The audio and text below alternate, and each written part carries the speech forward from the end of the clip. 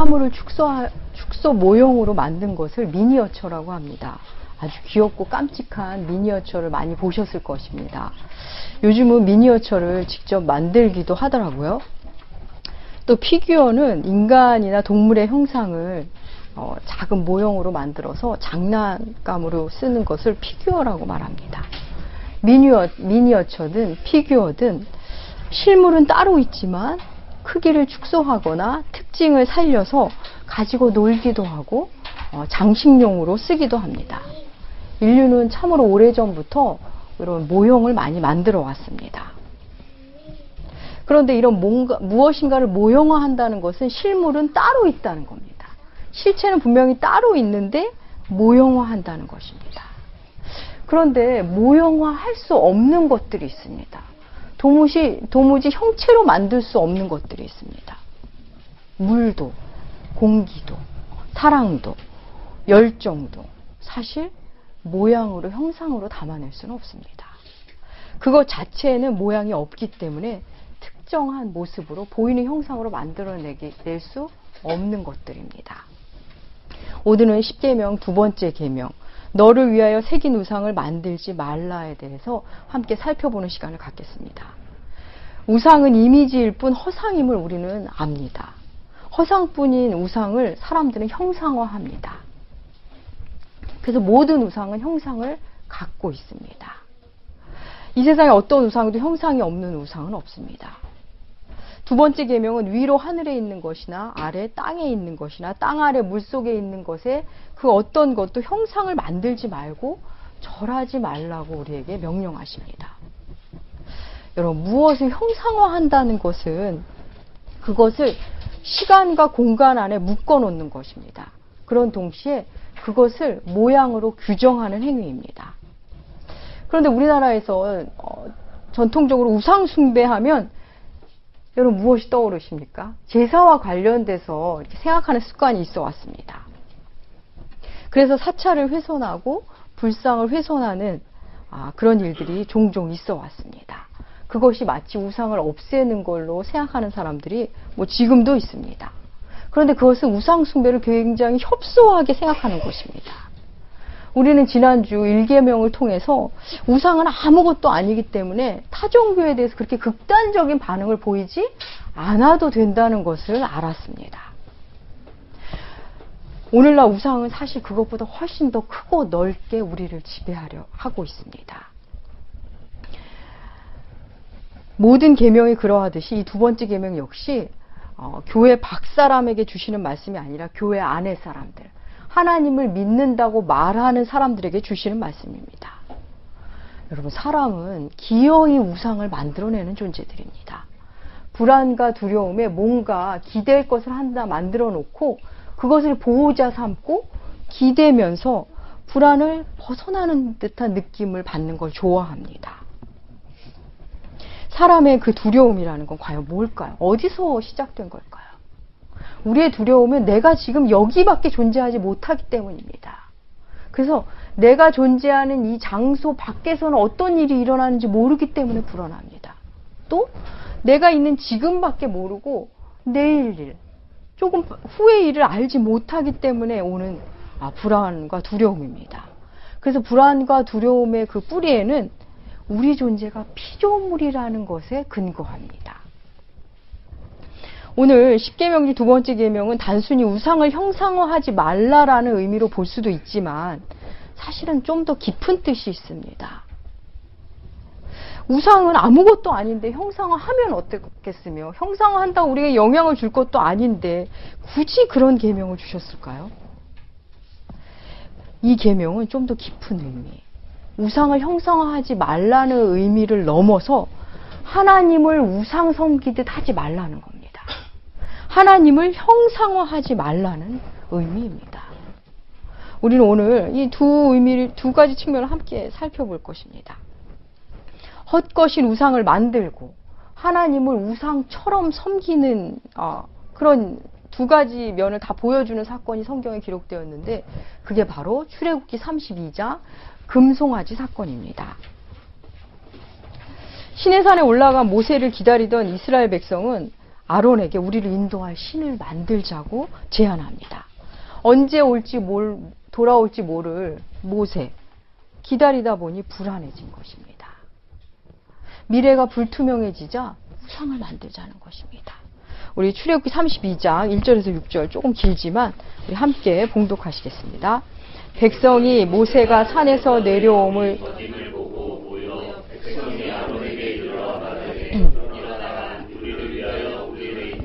신을 만들라. 이 모세 곧 그를 애굽 땅에서 인도하여 낸 사람은 어디 되었는지 알지 못함이니라. 아론이 그들에게 이르되 너희의 아내와 자녀의 귀에서 금고리를 빼어 내게로 가져오라. 모든 백성이 그 귀에서 금고리를 빼어 아론에게로 가져갔네. 아론이 그들의 손에서 금고리를 받아 두어서 조각칼로 새겨 송아지 형상을 만드니 그들이 말하되 이스라엘아 이는 너희를 애굽 땅에서 인도하여 낸 너희의 신이로다 하는지라. 아론이 보고 그 앞에 제단을 쌓고 이에 아론이 공포하여 이르되 내일은 여호와의 절이니 이튿날에 그들이 일찍이 일어나 번제를 드리고 화목제를 드리고 백성이 앉아 먹고 마시며 일어나서 이스라엘 백성은 지금 다름 아닌 애굽에서 그들을 구해낸 신 하나님이라는 이름을 우상을 만들어 섬기고 있는 것입니다. 하나님을 지금 송아지 형상으로 만들었습니다. 송아지 형상은 아피스라는 애굽의 우상입니다. 지금 애굽에서 나온 지 얼마 됐다고 애굽의 신을, 애굽의 우상을 만들어서 섬기고 있습니다. 애굽 신의 형상으로 하나님을 형상화한 것입니다. 사실 이건 굉장히 무서운 일입니다. 오늘로 말하면 예수님을 믿는다고 하면서 여러 무당이나 잡신을 섬기던 버릇으로 하나님을 섬기는 것과 같은 모습입니다. 이런 일은 그때 출애굽기 32장 광야에서 금송아지를 섬긴 이래로 지금까지 계속되고 있습니다. 사람이 우상을 만드는 이유, 너를 위하여. 이계명에 그렇게 나와 있습니다. 이미 너를 위하여 새긴 우상. 이스라엘 백성들은 지금 자신들의 불안함과 두려움, 거기에 애굽 우상에 대한 그리움이 합쳐져서 자신을 위한 우상, 하나님을 형상화한 것입니다. 당시 고대 근동의 우상들 여러분 성경에서 많이 들으셨죠. 바알, 그모스, 아스타롯, 아세라 이런 이름들을 갖고 있는데 그 이름들의 어원을 따져보면 다 유사합니다. 크다, 세다, 강하다, 풍요롭다. 거기서 나온 이름들입니다. 결국 그 힘으로, 그 크기로, 그 풍요로움으로 나를 좀 만족시켜다오 하는 의미의 우상입니다. 이스라엘 백성들은 비록 자신들의 손으로 만들었지만 눈에 선명히 보이는 그 형상을 가진 우상이 그것을 우상에게 부탁하는 것이 눈에 보이지 않는 하나님께 부탁하는 것보다 더 마음이 놓였던 것입니다. 하나님은 우상 섬기는 습관으로 하나님이 그들을 위해 존재하는 우상처럼 믿는 것에 대해서 엄중히 경고하고 계십니다. 볼 수 없는 하나님을 형상으로 만든다는 것은 하나님을 그 형상 안에 가두는 행위입니다. 솔로몬은 7년 동안 성전을 짓고서 하나님께 봉헌하면서 기도를 올리는데 기도에 이런 부분이 있습니다. 역대하 6장 18절입니다. 함께 읽으시겠습니다. 하나님이 참으로 땅에 계시리이까 보소서 하늘과 하늘들의 하늘이라도 주를 용납하지 못하겠거늘 하물며 내가 건축한 이 성전이오리까. 하나님을 하늘과 하늘들의 하늘이라도 하나님을 담지 못하는데 어찌 성전에 이곳에만 하나님이 계시겠습니까? 라며 하나님께 기도를 올립니다. 하나님은 사람들이 우상을 대하듯 대할 수 없는 분입니다. 가두어 둘 수 없는 분입니다. 그런데 인류는 기어이 늘 우상을 만들어냅니다. 어떤 식으로 만들어냈냐면 먼저 자연을 우상화했습니다. 물론 자연 속에는 위대하신 창조주 하나님의 신성이 투영되어 있습니다. 하지만 하나님을 사랑하는 것과 자연을 숭배하는 것은 다른 것입니다. 그것은 마치 내가 사랑하는 연인의 실체가 옆에 있는데 거울에 비친 그 연인을 더 좋아하는 것과 같은 모습입니다.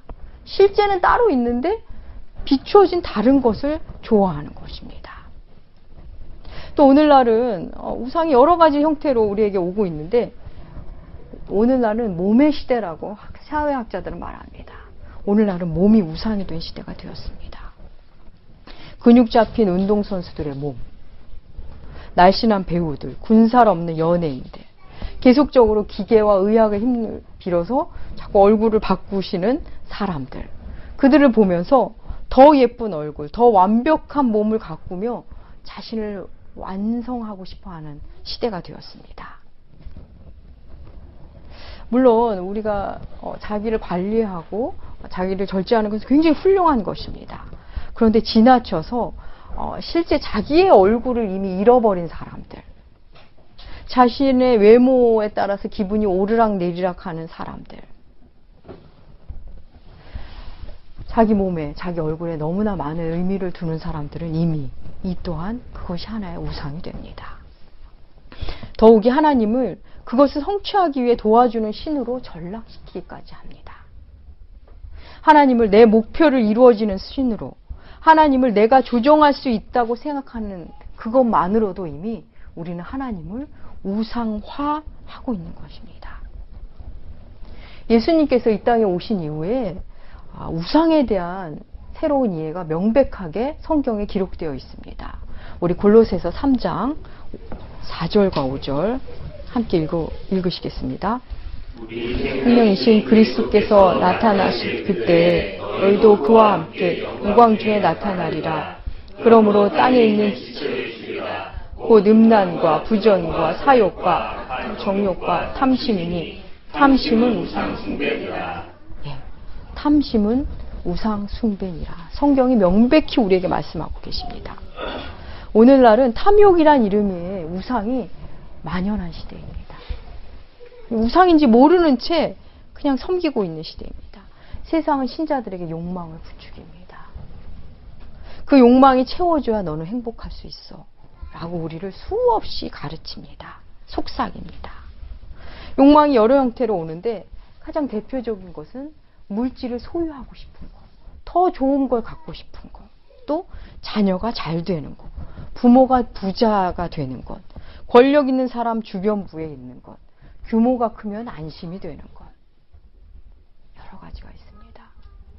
이런저런 명분을 세워보지만 결국 그 뿌리는 내 욕망을 채우는 것입니다. 내 욕망을 채우는 것부터 시작된 것이라면 그 어느 것도 아무리 명분으로 포장해도 그것은 우상이 됩니다.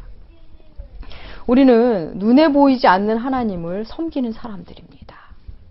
하나님이 눈에 보이시지 않기 때문에 눈에 보이는 형상으로 너무나 만나고 싶습니다. 그래서 때때로 보이면 믿겠다고 말합니다. 그래서 우리는 눈에 보이는 어떤 것을 하나님을 생각하고 싶어 합니다. 눈에 보이는 형상으로 자기도 모르게 바꿔가기 시작합니다. 가장 대표적으로 바꾸는 것이 교회당입니다. 교회당을 크게 짓는 것입니다. 다른 하나는 교리와 원리로 하나님을 묶어놓는 것입니다. 이렇게 하면 복을 주셔, 저렇게 하면 벌을 주셔, 하나님을 보이는 법칙으로 만들어버리는 겁니다. 흥미로운 것은 그렇게 하면서 하나님의 영광을 위하여라며 하나님의 이름을 가져다 씁니다. 이것에 대한 자세한 얘기는 다음 계명에서 함께 살펴보겠습니다. 착하게 살면 되는 거 아니야? 정의롭게 살면 되는 거 아니야? 하는 것 역시 하나님을 예배의 대상으로 삼는 게 아니라 그저 신념으로 바꾸는 또 하나의 우상으로 만드는 것입니다. 너를 위하여 새긴 우상을 만들지 말라는 말씀은 초월자이신 하나님을 형상화시켜 가두지 마라. 규정 짓지 말라는 말씀입니다. 우리 사고 안에 하나님을 넣어두려 하는 것이 바로 하나님을 우상화하는 것입니다. 하나님은 인격적인 하나님이십니다. 물론 하나님은 신이신데 인격이란 표현이 좀 그렇지만 신적 인격이란 표현하면 좀 맞겠죠. 신적 인격이 있으신 분입니다. 그래서 우리에게 늘 영적이고 인격적인 관계를 요구하십니다. 내가 필요한 것을 얻어낼 수 있는 하나님. 그죠? 기계적인 관계. 마치 자판기를 대하듯이 이렇게 하면 이렇게 해주실 거야. 이런 관계는 하나님과 맺을 수 있는 관계가 아닙니다. 그거야말로 우상 숭배하듯 하나님을 대하는 태도입니다. 예수님께서 친히 요한복음에서 이렇게 말씀하셨습니다. 보이지 않는 하나님에 대해서 요한복음 4장 24절에서 예수님께서 말씀하셨습니다. 예, 우리 함께 읽으시겠습니다. 하나님은 영이시니 예배하는 자가 영과 진리로 예배할지니라. 예, 하나님은 영이십니다. 하나님은 보이지 않는 분입니다. 하나님은 그 어떤 것으로 표현해도 다 부족한 분이십니다. 하나님을 상상하기에 우리의 상상력이 너무나 가난합니다. 여러분, 하나님을 어떻게 상상할 수 있을까요? 아름다운 일출을 보고 황홀한 노을을 보고 광대한 바다를 보고 우람한 산을 보고 하나님을 상상해 보지만 상상이 되지 않습니다. 또 다시 작은 배추벌레를 보고 거미줄에 맺힌 작은 이슬을 보고 또 봄에 움트는 아주 신비로운 작은 새싹을 보고 하나님을 상상해 보지만 이건 역시 너무나 빈약합니다. 감히 어떻게 하나님을 상상할 수 있을까요? 상상력은 하나님이 인간에게 주신 놀라운 은혜이지만 동시에 우상숭배의 유혹에 빠지기 쉬운 능력이 되기도 합니다. 유한한 우리는 무한한 하나님을 다 묘사할 수는 없습니다. 그런데도 나를 창조하신 하나님, 우리와 함께 하시는 그 하나님의 형상이 우리는 늘 궁금하고 보고 싶고 너무나 만지고 싶습니다. 그런데 하나님의 형상을 알 수 있는 방법이 있다고 성경은 우리에게 말합니다. 골로새서 1장 15절입니다. 읽으시겠습니다. 그는 보이지 아니하는 하나님의 형상이시오 피조물보다 예수님을 알아가면 하나님을 알 수 있습니다. 하나님을 알 수 있는 유일한 길, 예수 그리스도를 통해서입니다. 하나님은 자기 자신을 사랑을 통해 우리에게 알리십니다. 예수 그리스도를 통해 당신의 형상을 보여주십니다. 여러분, 전래 동화 중에 여러분도 들으셨을지 모르겠는데 이런 패턴들이 있었습니다. 제가 예전에 전래 동화를 들을 때만 해도 한 나그네가 늦은 밤 묵을 곳을 찾아 이리저리 헤매다가 숲에서 길을 잃습니다. 한참 헤매다 보니 저쪽에서 작은 오두막이 보입니다. 기쁜 마음으로 들어갔는데 너무나 놀랍게 어여쁜 여인이 있습니다. 그래서 여인과 함께 밥을 먹고 두런두런 밤새도록 얘기를 하다 잠이 들었습니다. 그런데 잠에 깨어서 새벽에 아침에 일어나 보니 아랫목에 뱀이 또아리를 틀고 있더라. 혹은 유사한 이야기 속에 밤새도록 누군가가 싸웠는데 동이 트고 보니 옆에 빗자루가 놓여 있더라. 이런 거 들어본 적 없으십니까? 이런 패턴들이 나옵니다. 물론 재미로 만든 구전 동화이지만 그 안에도 신기하게 우리에게 알려주는 게 있습니다. 빛이 들어오면 눈이 뜨인다는 것입니다. 동이 트니 빛이 들어오니 실체를 보게 되었다는 것입니다. 예수 그리스도라는 빛이 조명되면 우리는 실체를 보게 됩니다. 그 정체가 드러납니다.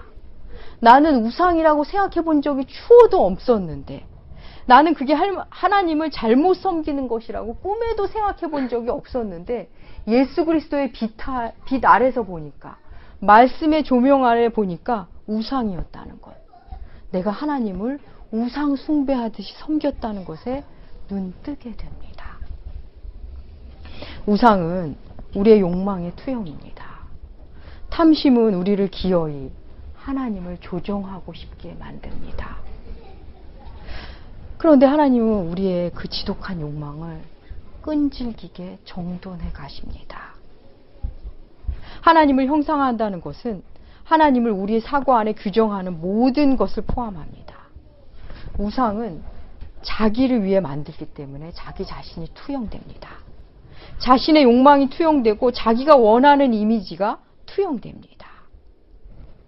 여러 형태의 우상들, 그 헛것들, 우상 섬기듯 하나님을 섬기고자 하는 세속적 습관들, 그것들은 예수의 빛 아래서만 비로소 발견됩니다. 그리고 전복됩니다.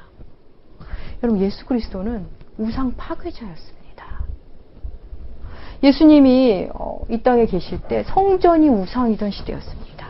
안식일이 우상이던 시대였습니다. 그때 예수님은 그것을 엎으셨습니다. 오늘날도 사람들은 끊임없이 하나님을 우상처럼 섬기고 있습니다. 더 큰 집에서 살게 되고, 더 좋은 차를 갖게 되고, 교회가 몸집이 더 커지고, 다 좋습니다. 우리가 육신을 입고 이 땅에 사는 한 그런 것들이 주는 기쁨을, 그 기쁨 자체를 외면하기는 참 어렵습니다. 성실히 살아서 열심히 해서 그런 결과를 누리고 사는 것도 매우 좋은 것입니다. 그런데 하나님과의 관계를 그렇게 보이는 것을 통해서만 확인하고자 하는 것, 그것이 문제입니다. 우리의 세속적 가치관과 욕망으로 하나님의 능력과 성품을 확인하려 드는 것이야말로 하나님을 우상 숭배하듯이 섬기는 것입니다. 하나님은 우리가 만든 틀 속에 갇히지 않는 분입니다. 우리는 우리의 이성과 우리의 경험과 우리의 가치관 속에 하나님을 찾고 가두어 두려 합니다. 하지만 하나님은 결코 그 안에 들어오시지 않습니다. 결국 우리의 욕망만 그 안에서 자꾸 비대해질 뿐입니다. 사랑하는 여러분, 오늘날에는 교회 안에도 금송아지가 들어와 있습니다. 하나님을 사상으로, 관념으로, 번영으로 가두어 조종하고 싶어 합니다. 우리 자신을 말씀으로 지키지 않으면 스스로 만든 그 우상에 매여 살게 됩니다. 요한 사도는 요한일서를 기록하면서 그 끝을 이렇게 맺습니다. 요한일서 5장 21절입니다. 읽으시겠습니다. 자녀들아, 너희 자신을 지켜 우상에게서 멀리하라. 예, 우리를 말씀으로 지키는 것, 헛것을 멀리하는 것, 그리고 탐심을 무너뜨리는 것, 그것이 바로 우상으로부터 멀리하는 것이고 하나님을 바르게 섬기는 길입니다. 사랑도, 열정도, 믿음도 보이게 형상화할 수 없습니다. 실제 형상을 우리는 모릅니다. 실제 형상을 모르기 때문에 오히려 수만 가지 모습으로 우리에게 다가오는 것입니다. 하나님을 사랑하면 사랑할수록 우리는 하나님이 알 수 없는 분이기에 더 알고 싶어집니다. 하나님은 예수 그리스도를 통해서만 조금씩 알아갈 뿐입니다. 하나님은 우리의 만족을 위해 존재하는 분이 결코 아닙니다. 하나님은 우리의 사고의 틀 안에 가둬둘 수 있는 분이 결코 아닙니다. 내가 하나님을 규정하는 순간 하나님은 나의 우상이 되어버립니다. 사랑하는 여러분, 예수 그리스도, 모든 우상이 결국 헛것임을 보여주시는 인류의 빛, 그분을 사랑함으로 모든 우상, 모든 탐심을 녹여내시는 여러분들 되시길 축복합니다. 기도하겠습니다. 하나님 아버지, 우리의 부족한 사고로, 우리의 가치관으로 다 알기에는 너무나 크시고 또 너무나 세밀하신 주님, 아버지를 미련한 지식에 가두며 규정하려 하지 말게 하여 주시옵소서. 하나님을 조정하려는 오랜 습관을 벗고 아버지의 뜻 안에서 그 섭리 속에서 사는 우리들 되게 하여 주시옵소서. 오직 예수 그리스도의 빛 아래서 하나님을 만나고 주님을 바르게 섬기는 우리들 되게 하여 주시옵소서. 감사드리며 존귀하신 예수님의 이름으로 기도합니다. 아멘.